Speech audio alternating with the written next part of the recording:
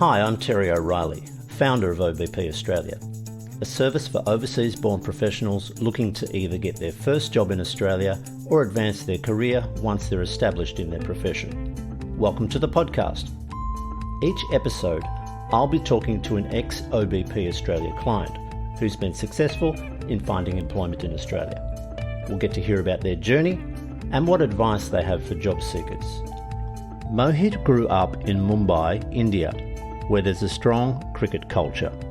He left a rewarding IT job in 2017 to pursue a career in sports and enrolled in the Masters in Sports Management from Deakin University to develop his skills and create a career path in sports. He made his career change because he felt as though he'd hit a brick wall and did not see himself working in the IT industry any longer. I first met Mohit at the end of 2020, when he had already been highly active in the Melbourne sports scene, but was looking to consolidate his experience and take that next step. His journey has had many highlights, and he is currently working in state government as a project support officer in recreation, sport and racing. Mohit is an avid reader and posts frequently on LinkedIn, encouraging those who are seeking self-improvement and career development, and is an inspiration to many. Mohit, welcome to the podcast. Thank you so much, Terry. It's great being here. Thank you. Excellent. Now, we first met in December 2020, I think, but you arrived in 2018 to start your Masters in Business Sport Management. Is that right? Yep, that's correct. So take yourself back to when you first arrived in Australia as a student. Tell us about those first few weeks and months. I actually need to go back a little bit. I would Sure. start from, I actually did my bachelor's in computer science, and then I actually did research a few universities in US and in Australia. And I was very eager to do sports management because that's what I was really passionate about. But then I was like, since I've already done a bachelor's in computer science, why not just to work in the same field? Why to risk it all by working in sports? And then I worked for 3 years, and then I found myself backed up against a wall. And I was like, I don't see myself doing this for the next 10, 15, or 20 years. And I felt that I was 24 at that time. And I actually did have a friend in Manly, which is in Sydney. And he was actually coaching soccer at a professional level. And he told me that if you want to come to Australia, this would be the right time, since you're not too old, you're not too young, you have a bit of experience, you already have a bachelor's. So why not come here and do a master's? And that is what I decided. And to do my master's, it's actually I did a very basic thing. The first thing that I did was I Googled as what are the best universities in the world right now for sports management. And a lot of universities came up. And I just saw that to go to other universities in the world, you have to either learn the language that is necessary to speak in that country, or you need to give additional exams. For example, in the US, um, you need to give GRE or GMAT, and plus you also need to pass an English test. But in Australia, it was like you have to just submit your statement of purpose and you have to give an English test. So I thought that it's much better to go to Australia. And when I actually Google, it also came up that Melbourne is like the sports hub of Australia, where you have these big events like the Australian Grand Prix, Australian Tennis Open, Australian Open, sorry. Then you have these big cricketing events at the MCG. And I also heard about AFL, which is pretty huge, especially in Victoria. And that's how I came here. So you've had a bachelor in IT, that movement Yep. away from IT to sport management, that's a big decision. Yeah. Yep, it's a big decision. It's like when you are no longer able to change the situation, you're challenged to change yourself, and that is what I did. And it's like you had to be in my shoe in 2017 to understand what I was going through, and that is what really made me, make that change.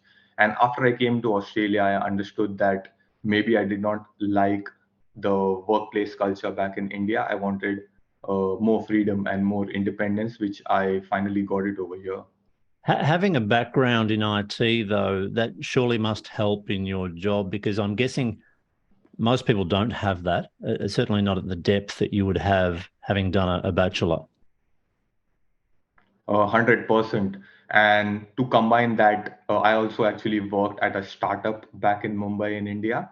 And that really helped me. That really humbled me because that is where I learned that you are not too big to do anything small. So like, for example, I also had the responsibility to even clean servers. It was like a job that you usually don't have to do in these big companies. For example, if you get a job in one of the big four companies, you will never get a chance to clean the servers and open a server and look at it internally, like the hardware. You'll never be able to see it. But at this company, I got to do everything. I had to learn everything. In the start, I was a bit reluctant, but going forward, I realized that this really humbled me as a person, and it also gave me a lot of technical knowledge. Well, we'll come back to your work in more detail in a moment, but so you've arrived in Australia, you've had a major shift in your direction in your career from IT to sport management. You had one person here that you knew, but he was in Sydney. You arrived in Melbourne. Did you know anybody else here? I did not know anybody else over here.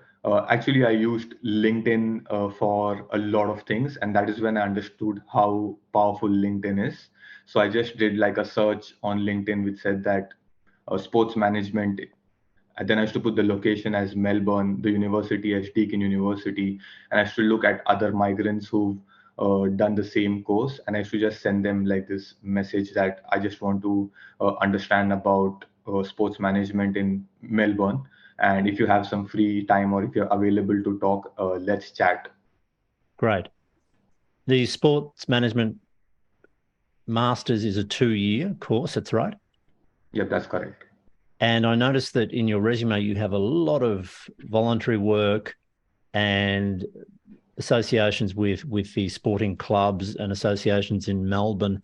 How did that come about? Were they formalized internships through the university, or did you do that off your own bat? I actually, again, I just from the previous answer, I would say that I used LinkedIn, and I actually spoke to a lot of people, and that is what they told me. They told me that for the 2 years you're going to be at university, just put your head down and try to get as much exposure as possible, and try to learn the sporting landscape in Australia. You would have friends, you would have colleagues, you would have other people who would be like doing other types of jobs and making a lot of money, but after 2 years you would be like way ahead of the curve and you would have a lot of advantage over other people. And they also told me to learn about cold messaging, cold emails, cold calling, and that is how I was able to actually land my first volunteering role.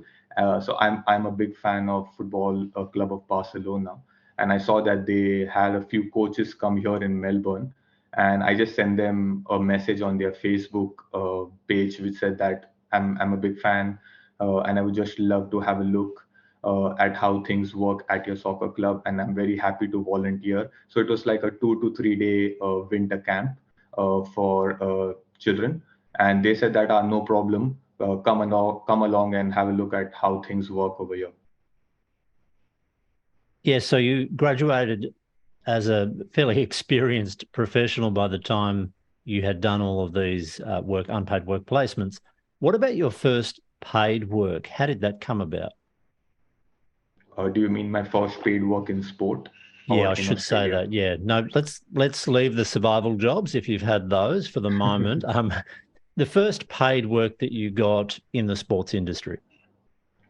Surprise! It's not a surprise. I did get it from the same Academy of Barcelona, because I met a coach over there, and he was like, "You are volunteering here. What made you volunteer?" So I just told him that I'm very interested to learn about sports in Melbourne, and he said that there is this club called Ashburton Soccer Club in Ashburton, and we are looking out for coaches. If you're interested, why don't you come down and have a chat with our technical director? I let him know that you are keen on doing some coaching.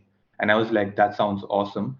And so I went to their club. I met with the technical director, and the technical director turned out to be someone who is from France, and he had loads of experience working with children. And he literally became my mentor after a couple of weeks, and he taught me everything that is there with respect to soccer coaching in Melbourne, with respect to children. And he also gave me a lot of like information regarding how sports works in Melbourne. He was in Melbourne for like 2 to 3 years, and literally my first volunteering gig gave me my first paid role. That's a great extension from volunteer to paid work. And so you were there for how long in a paid capacity? So that was like, so it's coaching, so it was like 3 days a week, and to support myself, I made sure that I was doing other jobs for my survival, for my rent, for my food expenses, but I made sure that I did my coaching with 100% dedication and 100% commitment, because I knew that um, what I'm going to do now is going to like compound into something very big in the next couple of years. And so for the first year, while studying at uni, I actually worked with a club. And for my second year, I just told the club I was working at that I need a different challenge. So I went and I started working at a school as a coach. Did you play soccer in India? I did play soccer in India.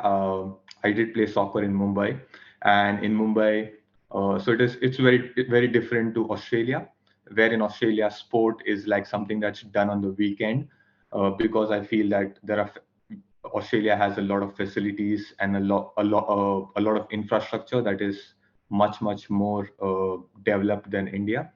And in India, I had to literally travel like 20 to 25 kilometers after work just to train.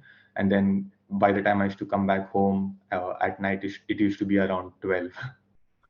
Right. And after that first paid role as a soccer coach, what was the next step? So that working as a soccer coach gave me a lot of confidence, and I also started understanding the structure of sport in Melbourne, the different sorts of hierarchy, what ranks the highest, what ranks the lowest. Like the A League stands at the top, then below that you have NPL clubs, and then I just saw an advertisement which said that they needed a business administrator, and that was an internship opportunity with an NPL club called South Melbourne Football Club um, in South Melbourne. So that was my first opportunity to be an intern. Right. And that was a valuable experience? It was a very valuable experience, because working over there, like we had to do a lot of things. So I learned about social media. I spoke to different coaches. Then I had to learn about day-to-day administrative tasks. We also like did a lot of event management. So it was a really great experience. Let's go to the present day and tell us a little bit about your job that you're doing now. So right now I'm working with the government of South Australia. You can say that it is their sports department, the Office for Recreation, Sport and Racing. So I work as a project support officer over there. And I would say that compared to my previous job in Melbourne, this job is like, you can say that it is in a gray area where a lot of thinking is involved. And since we are the government and I work for the government, it is like we cannot implement or develop anything, but we can just encourage or promote other clubs, state sporting organizations, and national sporting organizations to do something creative, do something innovative, do something different, increase participation, etc. So is it an office-based role or do you go out to the field, out to clubs? I would say that 80% it is an office-based role, and 20% is like we usually go out for workshops, information sessions. Just a couple of months ago, I had a colleague implemented and developed a regional workshop kind of a thing where we go to the regions in South Australia and talk to local clubs to understand how we can cater for them too. So, if you had to explain to somebody what the key skills were for this role, what would you say is really important to have? I would say that number one would be critical thinking, number two would be strategy, and number three would be communication. And I say communication because I'm not a native to this country, and I had to learn the way to talk. I had to learn the way to write. And when I was in Melbourne, that was like a different kind of talking, different kind of writing.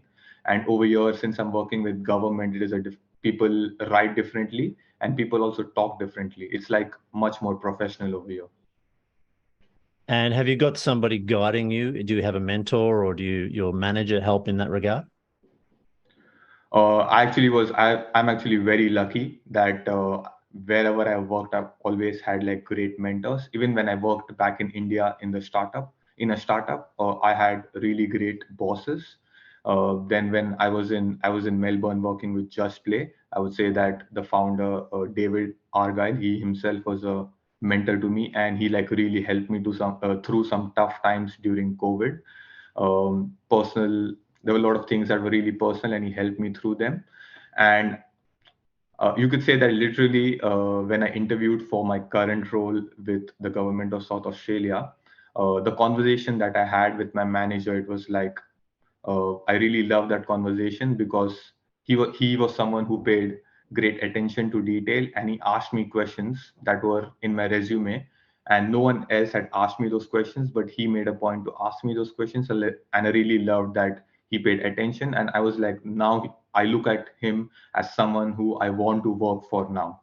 And it was really great knowing that. And I would say that to this day, 8 months into this role, I do see him as a great mentor. He's an amazing person and a great mentor. That's really good to hear. And in your current role, what are you doing in relation to professional development? Are there formal procedures for this? Are you upskilling in any area, or is it left to your own device? I would say it is a mixture of everything. So, say for example, if I'm interested in a course and if it falls in the budget of what I'm allocated, then I can do that course. So, say for example, if there's a course that costs like $700 or $800, and if I can prove that that is going to help me with my professional development, and which in turn is going to help the office, then I can do that course. Number two would be that so just I guess 3 months ago, the my office actually started a career development sprint team, and you had to send an application and say that why do you want to be a part of this team. And this team is actually making sure that they promote and engage people in career development, because many people do not know the importance of it. And number three would be that I've just enrolled myself in a mentor program. So the Department of the Premier and Cabinet in South Australia, they've just started this mentor program literally a couple of weeks ago, and I've enrolled myself in that so that I'm already working on my personal growth by reading books, by writing, by speaking to people on LinkedIn. But I thought that this mentor program would be a great way for me to understand about the professional space in South Australia. Well, that's a good segue into my next question, is because you're quite active on LinkedIn and you're an avid reader. Tell us a little bit about that part of your life. So I could say that LinkedIn was a thing that was really on and off for me. I did not really understand how to use it, how to take advantage of it. I had no clue because I used it to come to Australia, and then I stopped using it. And then when I wanted a job, I again started using it. It was like I was trying to manipulate LinkedIn to how I wanted it to behave, and I don't think it works that way. So it was just that last year when I was in Melbourne, we had a lot of lockdowns, and that is the time I realized that anything can happen in the future, and I do not want to write resumes and cover letters always. because I know that how much time it takes, and sometimes just because of resumes and cover letters and networking opportunities, you might or not get a job. So I thought that probably I need like a personal brand of a thing where, and I thought that LinkedIn would be a good place to, I can call LinkedIn my portfolio. And that is when I thought that last year I decided that I would start writing, but I was really scared that people would judge me based on my writing, and I just went against it.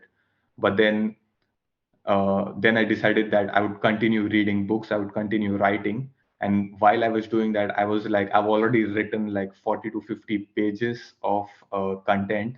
Why not just post it on LinkedIn and let the world judge, and let the world think whatever it wants to think. I'm just going to keep posting, and that is how it really started. It's a really scrappy kind of story, but it is what it is. Well, your posts are very impressive, and you're laying a strong foundation for future contacts, as you said before. But even the process of writing and getting your thoughts out there, and being an avid reader, how is this contributing to a sort of richer life, I guess, and more than just career development, I see it? So I look at professional development as a subset of personal growth. I feel that everything is all about personal growth. If I'm able to manage myself, then I think so I would be in a better position to manage others. And that is how I started on this journey of personal growth. And then by reading books, I understood that all the great leaders, entrepreneurs, successful people in the world, they always talk about paying it forward. Like you need to like give before you take. And that is how I started with my writing on LinkedIn. So I just started writing on LinkedIn 3 months ago, but I've been doing this with my friends, with my family, with my wife. Like I've been doing this for the past 2 years now. I just talk to them about personal growth. I just help them out however they want me to. And actually, it is they who told me that why don't you go ahead and start writing? You need to start talking and start networking with strangers, so that probably you can create some sort of passive income from this. But to create some sort of passive income, I understand that you have to pay it forward, and it might take 2 years, 5 years, or even maybe 10 years, but I just need to be consistent. That is what I understood from all the books I've read. That's really good advice. Uh, Towards the end of this chat, I'll get you to maybe list 3 of your favorite books that you could recommend to somebody who, Ooh, that's difficult. yeah. So have a little bit of think about it, and maybe 5 or 10 minutes you can. It doesn't have to be the best, but just 3 that come to mind, perhaps, and we'll talk about those, and you can recommend them to other people as well. Now, just going backwards a little, back to your workplace, how would you describe the Australian workplace culture, at least in the jobs that you've had, and how does it compare to working in India? Now, it's a little bit different because you're operating in different industries, coming from IT to sport management, but are there any things that you would like to share in that regard? I would just like to say that I was very very open minded as far as work culture is concerned, and I was like open to anything that came my way. I would say that I would talk about Australia, and I would say that Australia actually works. The Australian work culture works actually. The foundation of the Australian work culture is independence, freedom, and a challenge. And in India, it is very different, because I feel that in India, like we look at people who are elder to us as people who have authority over us. But I guess in Australia it doesn't work that way. Like I can call you Terry over here in Australia, and that is normal, but in India I can't call you Terry because you are someone who's elder to me. So that was one transition that I found to be a bit difficult, but now I find it really easy. And in India, I would say that the higher ups, as in, for example, senior managers, vice presidents, CEOs, they are not so easily accessible. You have to like, uh, the only way to meet them is by getting promoted. But in Australia, it's like you can just knock on their door or just walk into their office and just say hi to them, like, hi, XYZ, how are you doing? How was your weekend? So I would say that it is. And even in Australia, it is much more courteous than in India. And I do not have like a single word to explain the difference, but this is what I've noticed as far as work culture is concerned. That's interesting. I still get frequently people calling me Mr. Terry. Yeah. So I have to put them straight for the Australian context. But it's nice that you don't have to think about how you defer to somebody who's higher in the chain than you, because everybody just calls people by their first name. So that's an easy one to remember. What about fitting in at work? Some people talk about, it's hard to get into conversations because you're not familiar with conversation topics. You didn't grow up here. How have you managed to fit in at work, and what do people talk about? I guess the most important thing is that whenever you're interviewing, they always ask you a question in the end, which where they say that, "Do you have any questions?" I think so. That is the single most important question during the interview, is because it's during that time that you can ask 2 or 3 questions, and you will be able to understand the work culture. Because there are questions. Say, for example, I usually ask them that who would be my mentor and how would I be mentored in this role. And if they hesitate or if they're reluctant, then I don't feel like joining that organization, because if you're not sure as to how you would help me develop, then I don't think so I want to be a part of that organization. But if they are able to like explain it really, really well to me, then I'm like, oh, this is an organization that is going to accept me and that is going to like help me grow.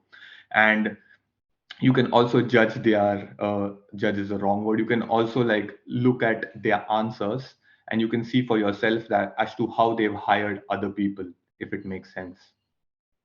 Right. So that's from the outside looking in an interview situation where you haven't actually been part of the workplace. What Right. about when you actually have a job, you're in the job, it's lunchtime, people are having a chat. What do people talk about at work that's not work related? Um, they usually, obviously, they talk about Australian pop culture. They talk about movies. They talk about other stuff. But they always make sure that I'm included. They will always ask me that how does this work in India, or what have you got for lunch. So I've seen that Australians do not share their lunch. They just sit down and have their own lunch, which was a bit weird to me in the start, because in India we just open our lunch boxes and we just share and we just eat from each other's lunch boxes. But over here it was like very different, and I was like, why aren't you all eating? Because like no one had an answer to that. So I made sure that we usually sit down and eat lunch together. Even as far as eating lunch together is concerned, I've seen that people over here, they would just get up from their desk and go and have their lunch and come back. But I should tell them that, why not have let's have lunch together, because that would be like a good bonding session, and that would be like a good way to get a feel of togetherness. Yeah, that's an interesting observation. The whole sharing or keeping your lunch to yourself, uh, Yeah. quite different across cultures. What about the language in the workplace? I mean, your English is amazing. I'm sure it hasn't been an issue, but was there anything that you would advise people on regarding what sort of language is used in the workplace?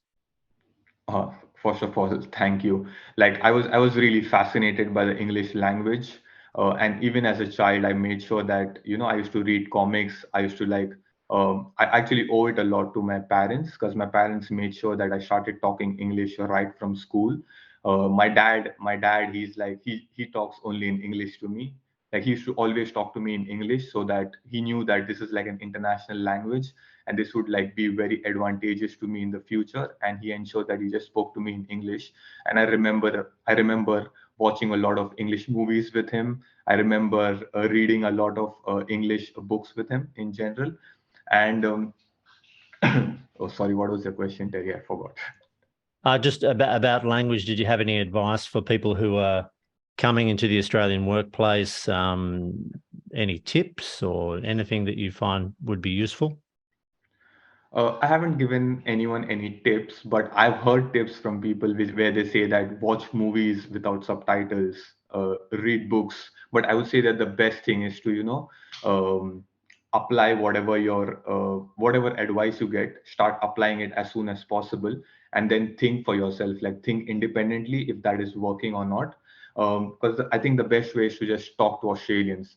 I would say that working in events is a very good thing to do, because when you're in events and you walk up to people and you talk to them, it's not that weird because you're working over there and you're just asking them a question like, hi, can I help you with something? Or hi, how are you doing?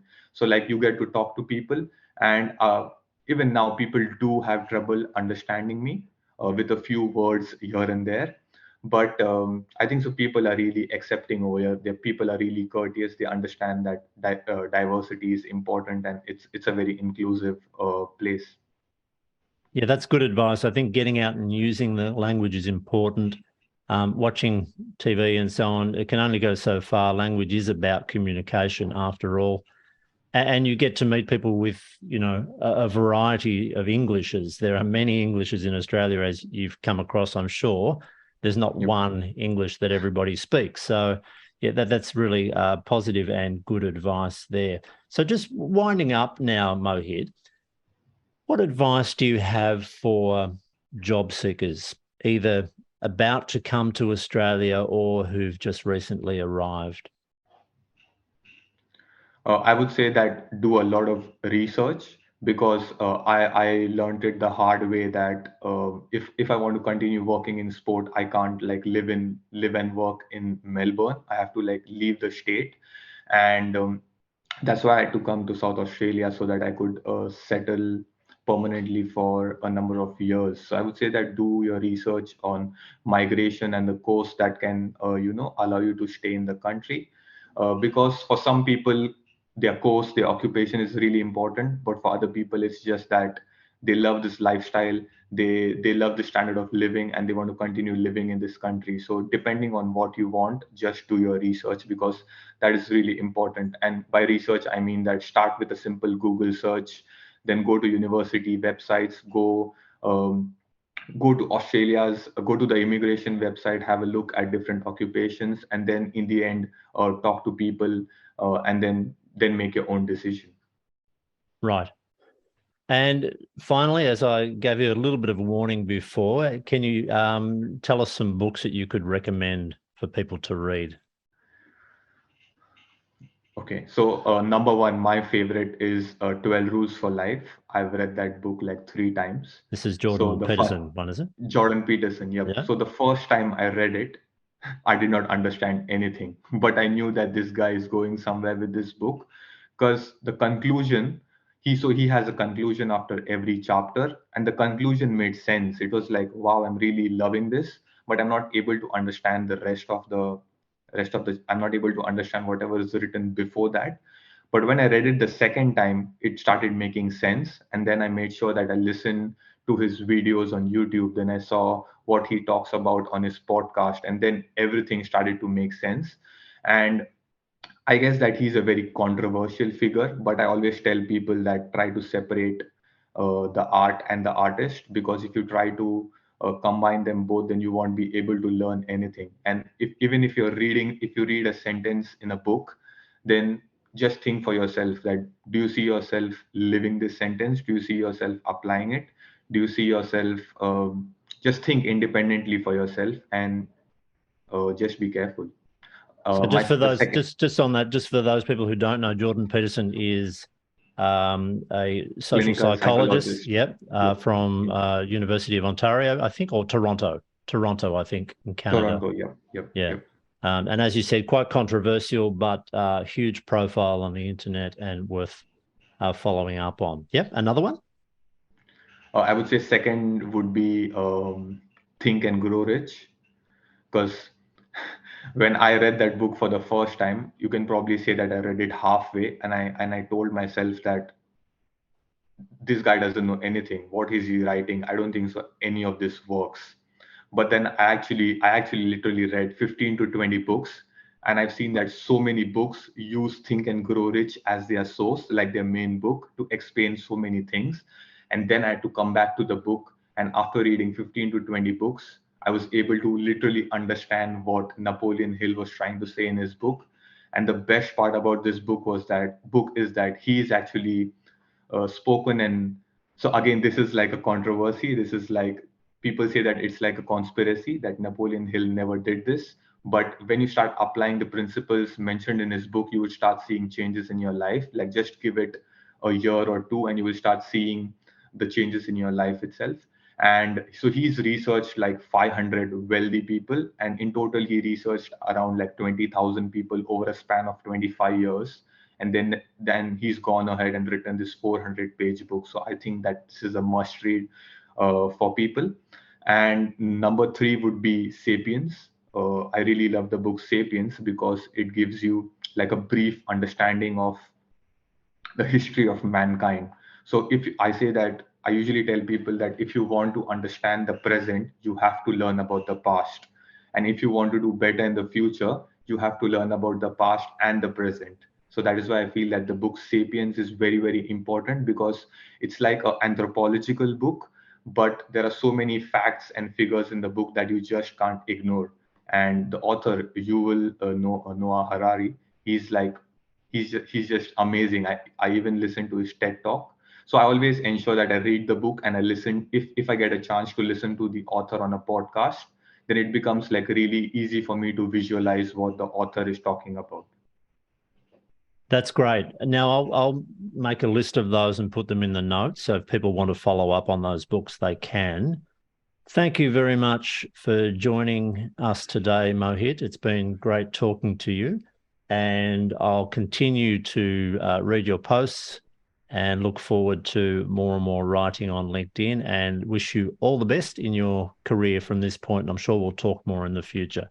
Thanks for joining us today. Thank you so much, Terry. It was an honor being here. And once again, thank you for all your help with my resumes and cover letters. Anytime. OBP Australia provides guidance and support with job applications and approaching employers, industry awareness, interview coaching, and language and communication. You'll also be introduced to your professional peers already working in Australia, so you can get the lowdown on what's happening in your industry or profession. If you're looking for guidance and support to find your next job, email me at terry@obpaustralia.com.au. Let's talk.